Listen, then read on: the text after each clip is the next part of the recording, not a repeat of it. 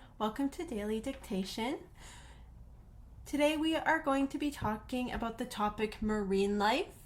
It is for high intermediate English speakers, and for today we're going to really work on practicing your English skills. We're going to focus on practicing your listening skills and your writing skills at the same time. So to do this, I'm going to read 5 sentences and you are going to write down each sentence as accurately as you can, which means that you are going to do your best to apply the correct spelling, the correct punctuation, capitalization, and grammar. So you're going to try to do that as accurately as possible. So afterwards, after you write everything that you hear to help you study, to help you practice, you are going to see the answers and see how accurate you are or how you need to improve your skills. So this is an activity that is best done daily to really improve your skills at a high rate. So I have new videos every day from Monday to Friday. There are new sentences each day and new topics each week, so you have a full week to practice your specialized vocabulary list, which comes at the end of the video. You have 2 English levels offered, and there is a vocabulary list and extra practice worksheets available in the description. So for this exercise, you will need a blank piece of paper or a blank document to type in. 5 sentences will be read. Each sentence will be read 3 times and 1 more time at the end. You have to write down each sentence the best you can, and you will use your listening skills. You have to try your best to apply the correct spelling, punctuation, and capitalization. You can see there's numbers 1 through 5 on the screen. These numbers represent a different sentence, so write them down in your document or on a piece of paper. I'm going to start with sentence number 1. Number 1. During low tide, we went into the estuary where the mangrove roots extended into the water.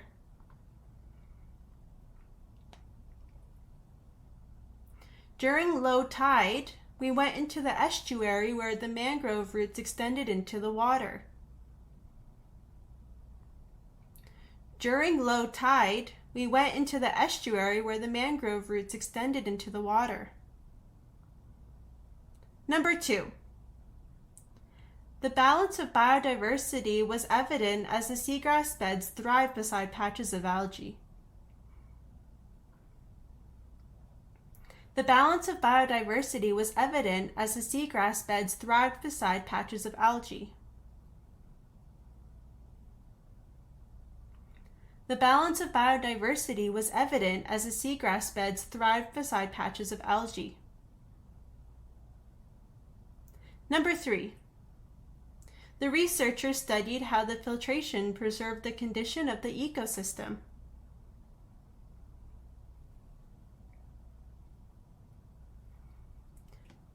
The researchers studied how the filtration preserved the condition of the ecosystem.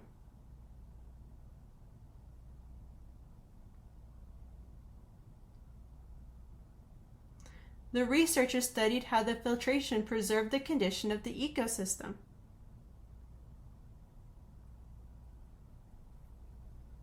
Number 4. As the swell subsided, we observed how the algae stuck to the rocks within the alcove.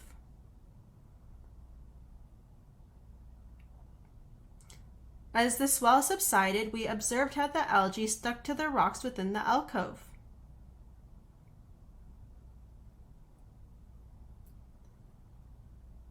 As the swell subsided, we observed how the algae stuck to the rocks within the alcove.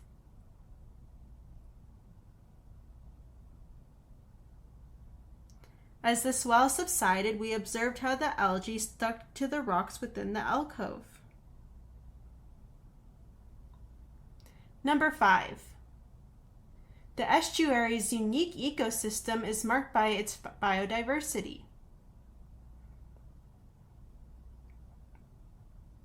The estuary's unique ecosystem is marked by its biodiversity.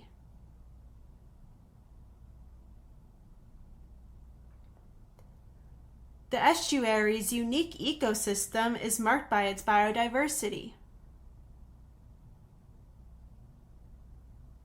I'm going to read each sentence one more time, starting from the top. Number 1.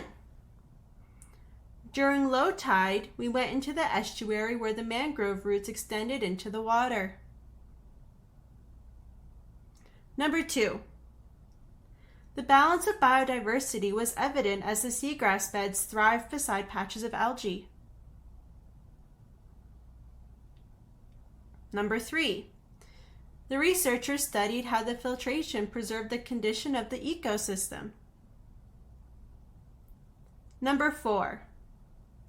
As the swell subsided, we observed how the algae stuck to the rocks within the alcove. Number 5.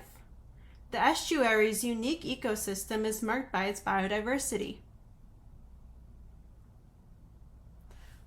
Great job, everyone. Let's go get ready to check our answers. Now, if you found that this video was a little bit too fast and hard to catch, I recommend that you watch it again, and when you do that, you can listen at a slower speed by adjusting the playback speed in the settings in the video.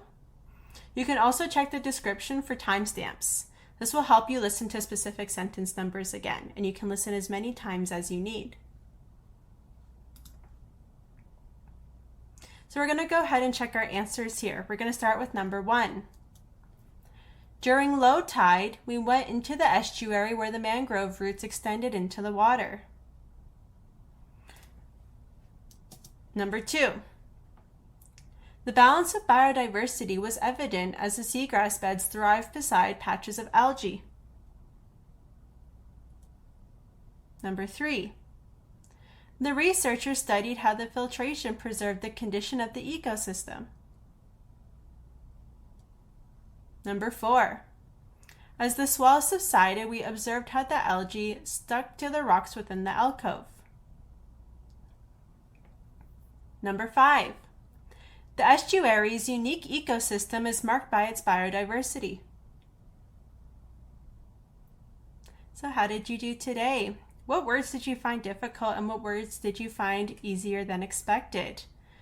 Some of these words are very specific to the topic, and they are good to know if you're going to be studying academic English, even if it's just for a proficiency test, because you never know the type of topics that you'll be presented with during a proficiency test. So it's good to have knowledge of as much vocabulary as possible. And the more complex your vocabulary is, like this, the better it will sound during your exam. Now, as far as spelling goes, the long words, biodiversity, seagrass, filtration, these words can be split up into smaller parts, and it will help you memorize and sound out the letter order to help your spelling. The more you practice this, the more you're going to start to find patterns in letter order in many different words. For example, in filtration, you have T-I-O-N. This is very common. This is a very common suffix in English. So the more you practice, the more natural this is going to come when you hear the sound shun. So you can see shun in filtration, T-I-O-N, and here condition, shun, so T-I-O-N. So once you become more familiar with this, it will really, really improve your spelling. Where do we put commas? As we were talking about in previous videos, when we can hear in the middle of a sentence, we have a subject and then we have a verb in the middle of a sentence, then it kind of signals to us that maybe we're starting an independent clause. And look here, we have the word as.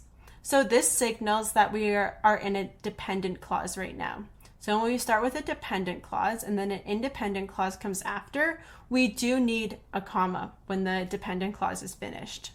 If you were going to change the order of this and put independent clause first and the dependent clause after, then you wouldn't need a comma anymore.